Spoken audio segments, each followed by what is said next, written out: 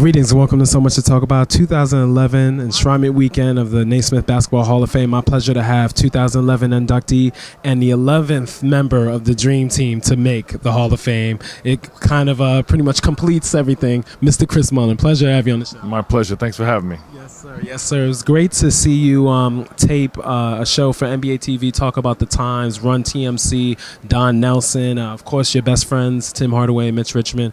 How great is it to be able to reminisce about those times all the time with those guys and with Coach Nelson? It was the greatest time and the most fun I had playing basketball with Mitch and Tim. And, you know, who would have thought us three could play together and be successful. And Nelly's style was a perfect fit for us, and we enjoyed every minute of it. It was so much fun. And now to be able to look back and talk about it is fun as well. And that was the time when Don Nelson was hired. That was the time that you got your life together, and talk about how Coach Nelson really made a difference for you to do that, and with your workout regimen really augmenting. Yeah, I mean, a lot of people helped me so much, Nelly being one of them, of course, on and off the court. But more importantly, you know, by the grace of God, I was able to change my life around, live one day at a time, and reaped a lot of benefits from a lot of people. That's why I'm here today, is because of the efforts and care and love of so many people.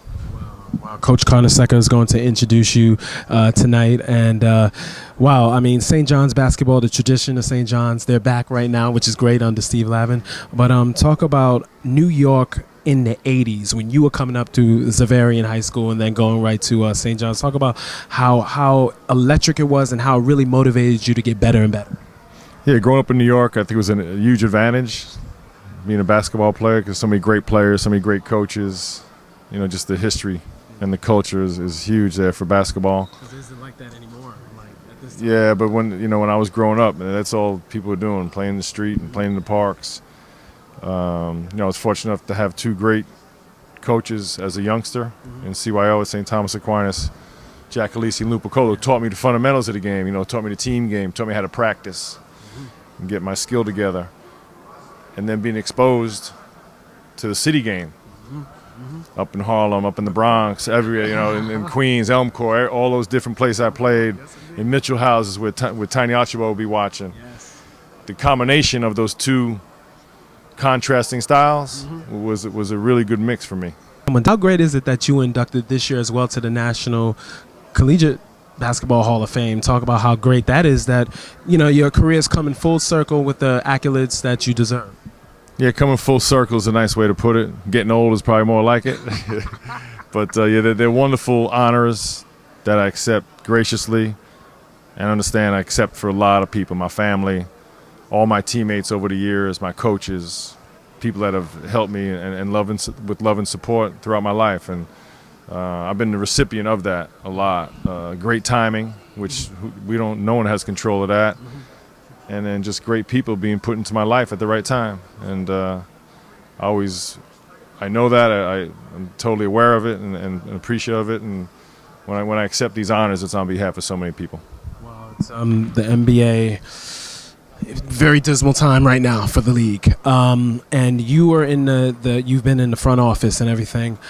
Business-wise, for the league and for the visibility of this league, can this lockout destroy the league? It's all speculation how long it'll last, but when it does get situated, you know, we have the best commissioner in sports, no question, David Stern.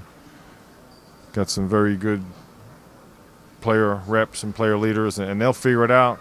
The timeline, nobody knows that. I know you want to be, you know, ESPN working, doing your thing. We're all going to miss it till it gets back, but like I said, when it gets back, it'll repair. It'll repair itself. And I just remember Mark Jackson, your former teammates, full circle, coaching the Golden State Warriors. So it's beautiful, right? So happy for him. And me and Mark go back so far to high school, so go way back. And who's that, Bishop? Bishop Lachlan. It's a variant. Yeah, so I'm so happy for him. He's going to do a great job. The Bay Area is so lucky to have him. Right. Defense, he's preaching defense. Absolutely, defense, and he's got some good scorers. So, look, if you play a little defense and you score a lot of points, you should do well. That's right. That's right. Championship, maybe. You know? Yes. Congratulations to you, sir. Honor once again to speak with you. Good seeing you. Okay, bye-bye.